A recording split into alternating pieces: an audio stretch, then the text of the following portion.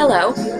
This is actually my first YouTube video ever, and I just wanted to make this because I've been watching a lot of YouTube videos about books lately, bookshelf tours and reviews and favorites lists, and that made me think about my favorites.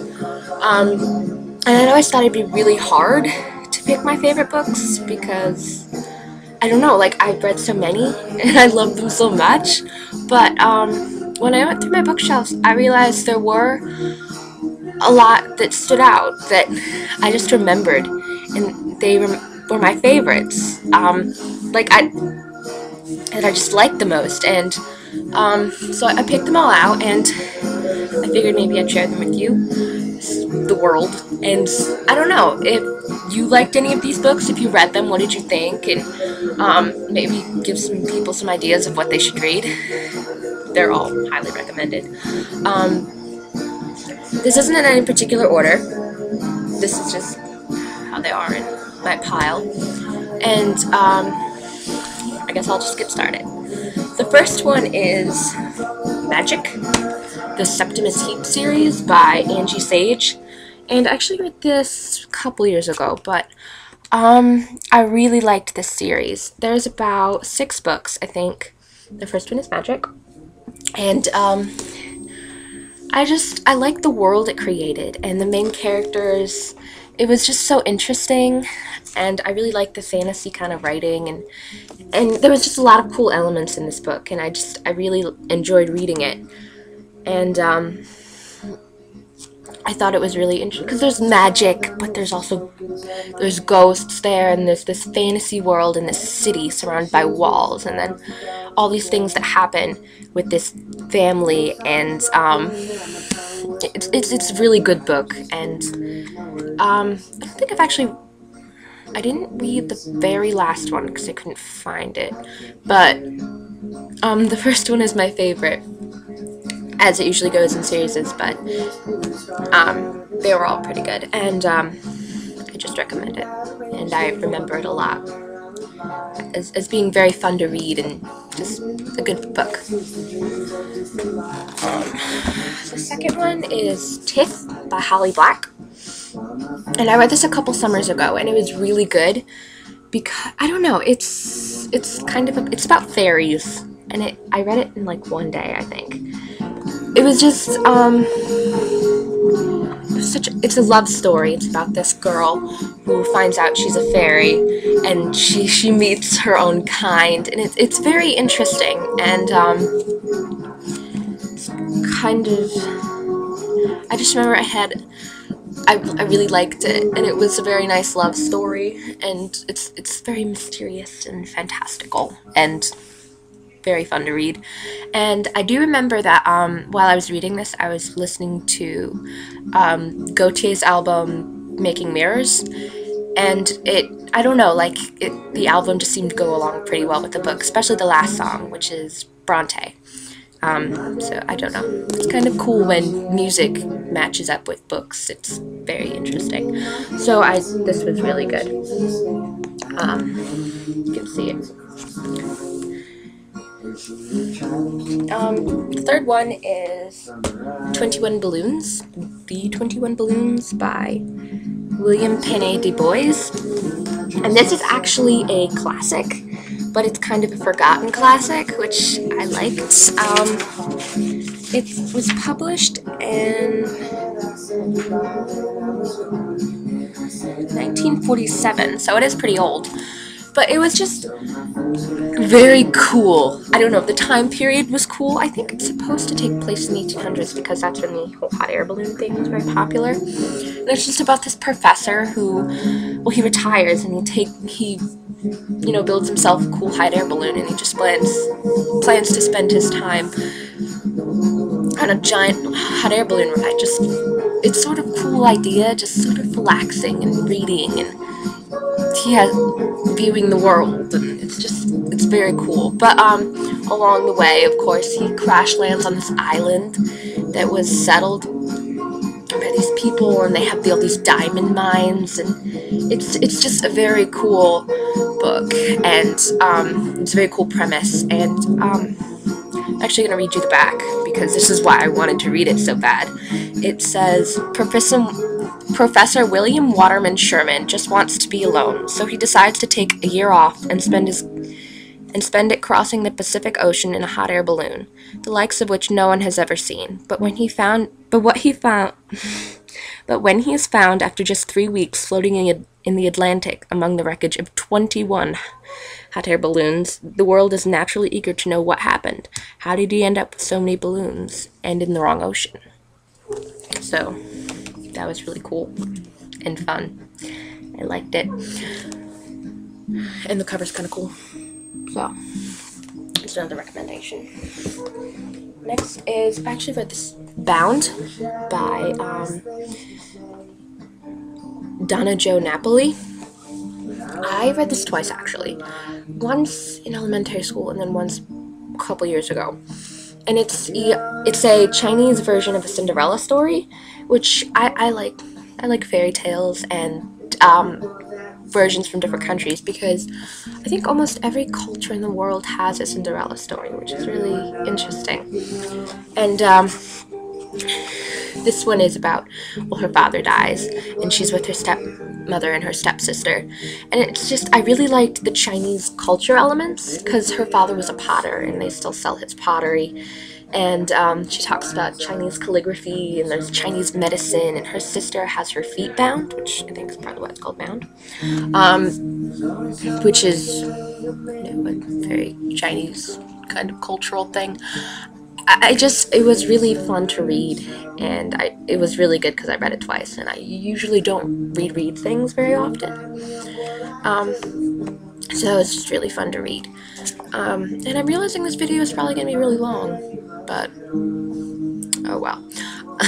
So this was really good and recommended.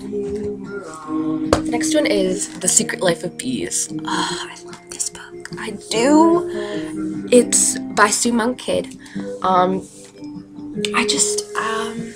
love that kind of southern books. They're just very interesting, and the feeling of them, I don't know. But this one, it's sort of, well, it's about this girl, and well, she grows up with her dad, who's kind of mean, and he's abusive and angry, and her nanny, who is black, and this takes place in 1960s, just after, during the Civil Rights Movement, and just after African Americans were allowed to vote. And it details her, and she runs away with her nanny, and she goes to this bee farm where her mother stayed a long time ago, and because she wants to learn more about her mother, who died a long time ago. And it's very cool, and there's these 3 black sisters and all the stuff that happens, and the bees are kind of interesting and mysterious, and this is very fun. This was a very good book. And the movie, which has Dakota Fanning in it, I think, and a bunch of other important people, but I don't remember who. And it was really good too. So I really like this book, and it was very good. And it's kind of a summer read too, which was fun. So I recommend that. I recommend them all. That's kind of the point of this. The next one is Milkweed by Jerry Spinelli. This book is so sad. Like, all the feels. I don't know. It's about a boy in the Holocaust who lives in Warsaw during World War II, and they it's just so sad. Well, he's a gypsy, and he's an orphan, so he just lives on the streets for the beginning of his life, and then it shows how the Nazis moved in, and they kind of took over, and slowly things start to get worse and worse in the city, until eventually he has to go live in the Warsaw ghetto. And just how bad it is, and how he's treated, and how all the people around him are treated, and and then eventually they bomb the ghetto, and they just basically the Germans just destroy the whole city, which is really sad, and it shows that Jewish or not, they just killed everyone in the whole city, and that shows kind of what a terrible time it was for everyone. And it's just so sad what happens to this kid, you know? He never had a normal childhood, and there's just... And, you know, and once the war's over, it's very sad. It's so sad. But it was a good book, and it was really kind of impactful, and it's a really good Holocaust book. And, it's so sad. It's so sad. But still, I think you should read it. It's very good. Next book is The Evolution of Calpurnia Tate. I read this last fall. It's about a girl who wants to be a scientist at the turn of the century, in the late 1800s, and it's very interesting. Well, because, you know, at that time, well, she lives in the South, and it was like, you should be a lady, you should learn how to knit and cross stitch and bake pies and be totally useless. But she spends time with her grandfather, and she wants to be a scientist and, you know, observe nature and different plants and animals. And she has a lot of fun outside, and it just talks about that. You know, it's very interesting. And she wants to learn about Darwin's theory of evolution, which is controversial at the time. And she just, it's we're discovering kind of the things, and it's very cool. I do like historical fiction, just different time periods is interesting to me. And this was really cool, and she's a very independent kind of girl, and I liked that. And the cover is very pretty, the trees and such. So this was also a very good book. Okay, I love this book for many reasons. It's called The Kneebone Boy by Ellen Potter, and this actually isn't popular. I don't really remember where I got this at all, and I haven't really heard about it any other place or seen it anywhere else, but I really liked it. I just did. It's about these siblings. The cover is very cool. I spent a lot of time looking at the cover. Well, it's about these siblings. Okay, they're British, which is one reason I loved it, because British people are awesome. And it's about these three siblings. And they're very mysterious. And, well, their mother left very mysteriously. And I just think their life is very interesting and cool. And it's sort of a strange story, but I love it because of it. And, it's well written.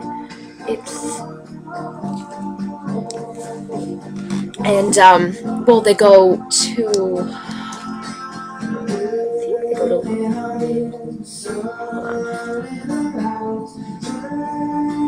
Anyway, they go looking for their mother because they want to know what happened to her, and they meet their aunts along the way, and then they stay with her, and then there's this Kneebone boy who shows up, and he just lives in the trees, and it's really weird, and so they're trying to piece together what happened and all the strange things that are going on, and trying to get along, which it's very funny because they're like real siblings, you know, the bickering and the nonsense that happens with siblings, and it was just very interesting and very funny, and I really enjoyed this book, and it was different. It was different, which I like, so that's one reason. And I'd never heard of it anywhere else, and it's not the sort of books that I normally see, so I thought this one was really interesting. There it is. Kneebone Boy, that was really good. Next is Deep Secret by Diane Wayne Jones. I like this book a lot. I like Diane Wayne Jones a lot. She writes a lot of fantasy. She wrote Howl's Moving Castle, which was made into a movie. It's a Studio Ghibli movie from Miyazaki, and I love all those movies. They're so fantastic. But and this was just good too because she's such a good fantasy writer. She it's very fast paced, but you never feel lost, like you have no idea what's going on, or confused, or overwhelmed by the characters. And it's very interesting, and it's about it's about Rupert Venables is Magyk, which is he oversees what goes on in the vast multiverse, which is so there's all these different layers of universes, and he has to kind of control them and oversee them and he's like a go-between between them, which is really cool. And you know, he goes to this, I think it's like a Comic-Con of sorts, a fantasy Comic-Con, because the worlds are overlapping in ways that they shouldn't, and he's trying to fix that. And then there's this girl from London who gets mixed up, and it's just a very cool story. It's very well done. It's a great fantasy novel, and it includes so many things, and it's just very well written, and it's one of those books that you never want to end. You just want to savor it forever, and I really liked it a lot. The characters are so cool, and this was a very fun read. I highly recommend this book and the author, Diane Wayne Jones. The next one is When You Reach Me by Rebecca Stead, I think. This one is cool, and it's actually kind of old-ish. It's, I just found it recently, and I've seen it recently a lot. No? It's published in 2009, but it takes place in the 80s, which is really kind of cool. And it's just, it's kind of interesting, the little 80s things that happen, because they talk about $2 bills, which, you know, they don't have those now, but they used to. And I don't know, it's just very cool. And it's the way the story is woven together, because there's this, and there's time travel, and it's very, because she keeps getting these notes telling her what's going to happen in the future, and she doesn't know where they're coming from, and it's just well done. And at the end, it's really sad, but it's also really satisfying. I really enjoyed this book, trying to figure out what was happening, and trying to understand the story, and, once again, the characters are great, and this was just a very cool read, and it really stuck with me for some reason. So that's another one. I promise, we're like halfway through. I know. The next one, this one made me cry so much. It's called Chinese Cinderella, and I like Cinderella story, because that was, Bound was also. But this one is actually a memoir, and it's by Adeline Yenma. There's actually a sequel to this. This is her life up to when she was about 12 or 14, I believe, and then the sequel is about her life up to the present. Anyway, this is so sad. It's about her, well, and again, it has Chinese culture, which is very interesting, and it's got, it's during the 30s, which is cool to sort of understand. And her family is, she's the 5th child.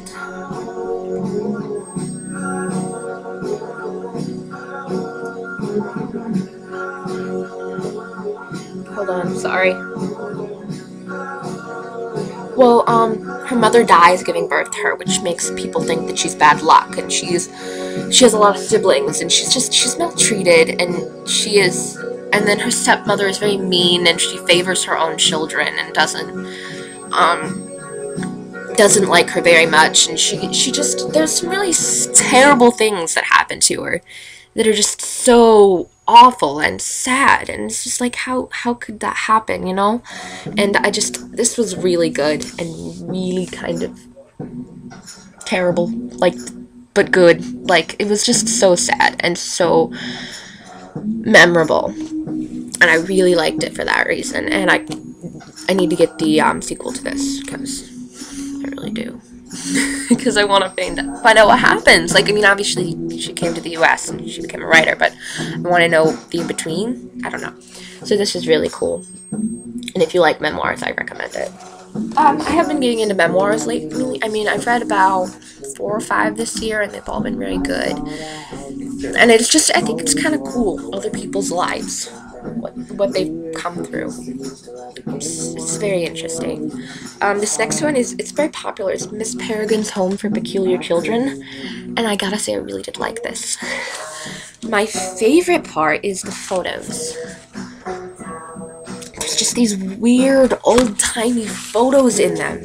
They're just sort of found, and no one really knows the story behind them, and I just love the way the author kind of weaves them in to the story, the way he, like, makes them make sense somehow. Anyway, the story is really cool. It's about this kid, and his grandfather, who he really likes, and then his grandfather dies one day, and in really strange circumstances, and he finds him in the woods, and he says this really cryptic thing about an island, and the kid's just like, what? So he wants to go there, and I think he does. He drags his dad there, because he wants to figure out what happened, and why that happened to how his grandfather died, and the message that he left him. And he discovers this passage back in time, and it's really cool. It's a very cool atmosphere. It's just sort of that creepy, old-timey atmosphere, and it's just so strange and really enjoyable. And there's a sequel to this, actually, and I think it came out this month, but actually I haven't gotten it yet, which makes me sad. Yes, The Hollow City. It came out January 14th. I think it was at the bookstore like the day before, and I was really upset. That was just like the worst. But this was really interesting, and it's a New York Times bestseller, so I know it's popular. But this was really just cool. It was just cool. I liked it a lot. Oh, jeez. The next one, I read this one this summer, and it was really good. It's a kind of a funny story by Ned Vizzini.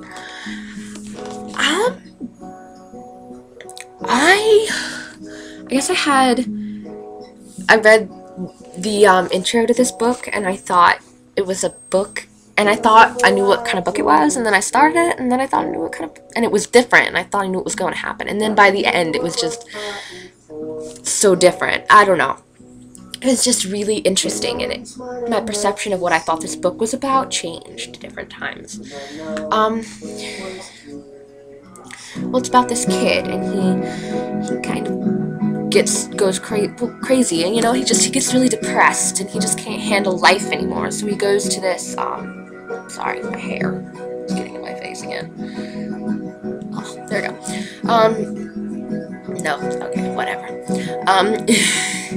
He goes to a mental hospital because, well, when it first starts, he goes to this school, and he just can't handle the work, and he gets overwhelmed, and he doesn't know what's going on, and he just gets really sad, and I don't know, like, it makes you think how fragile the mind is, that it's rather easy to get into a really bad place, a really terrible place, and sometimes you just need to get away and stop stressing, because I stress out sometimes, like a little too much, and I go a little insane. Like this week was midterm week, and oh god, I'm so glad it's over. But it's rather easy to kind of put yourself in a bad place, and the mind is such a complicated thing, and it's really not that easy to understand, and you may think you know what to do, but you just don't sometimes, and it's a very good read. It's funny, it's interesting, the guy is really likable, and it does make you think a bit, which is always a good thing in a book. Alright, this is 24 minutes at this point, I think, 23 and a half, so try and get going. I know this is long. This is Mandy by Julie Andrew Edwards. She was, she's an actor from The Sound of Music, and she was also in, Princess Diaries, is that what they're called? Anyway, but she's also an author, and I just really like this book for some reason. It's about this girl who is in an orphanage. I read this a long time ago, and it's really old, but, she goes, and then she goes over the wall behind the orphanage, and she finds this cottage in the woods, and it's just so pretty, and she'll make it her own, and she cleans it up, and plants flowers, and takes care of the garden, and it's so nice there, and I don't know, it was really just kind of a sweet book, and I just liked it, and it was just very, very fun to read, and I just really liked this when I was younger, and I just remember it very well. It was just very nice to read. I have 2 books left. These are classics. I actually do read a lot of classics, well, not a ton, but I do. And these last two are classics, and I really liked them. This one is A Tree Grows in Brooklyn by Betty Smith, and it's just about a girl who lives in, I guess, the tenements during the I think it's like, it's very early 19th century, and it's just about her life and growing up, and you know, even 100 years later, it's still very relatable, because every kid kind of grows up the same, you know? And it's just how, when she was a kid, she didn't care about the way she was living, that, you know, her clothes were old, and her neighborhood was dirty, and that they were poor. And then as she grows up, she starts to care and to notice, and then, you know, suddenly things aren't so wonderful anymore, and she realizes that she wants more from her life. And, just how she grows up. And there's a whole metaphor about the tree. There's this one tree that grows next to her building, and even in the city, it grows right out of the concrete, and it survives. And, you know, that's kind of a metaphor for the people of the city, that no matter what happens, they will survive, and they will keep growing, and they will keep going. So I really liked this book. It was very good. And I actually read it for my independent reading book for English, and then I did my essay about it, and it was very good. So it's highly recommended. This is a very good classic. And then the last one, it's so adorable. Watership Down by Richard Adams, another British book. And this is from, I think, the 80s. It was published, but it's about bunnies. It's a book about bunnies for adults. I love it. I really love it. And it's about their society that they create, you know, and it's just like, oh, you wouldn't think this bunny society was so complicated, but it's about two brothers who leave their warren, which is what they call the group of bunnies, and they go off to start their own, and all the things that happen to them along the way, and the politics of being a bunny, and I like that he created a whole world. Like, they have their own language with different words, and all these things about bunnies, and like what's safe to eat, and what they care, like what's safe and what's not. And then he even has like folk tales that they tell about like ancient bunnies that lived and did all these things, and it's just very cool and very good. And it was just a really fun read, and it has all these plants in it. It talks about plants, and it's just very cool, which I liked a lot. And it was just so cute, and it was a good ending. It was a good ending. So I recommend this. It was really nice. That is all of them. 16 of my favorite books. And those are just from my bookshelf. Like, I bet there's probably more, but that I don't own, but I don't know. Anyway, this is 28 minutes long. So, thank you very much if you actually watched this entire thing. Thank you. Because I know maybe not have been easy. Those are my favorites, so please feel free to comment below. What do you think? Did you read any of them? Do you like them? What are your favorites? Post a response, a video response. I would love to see it. And just thank you for watching, and I hope to make more videos in the future about books or other things. I don't know. So, thank you. Bye.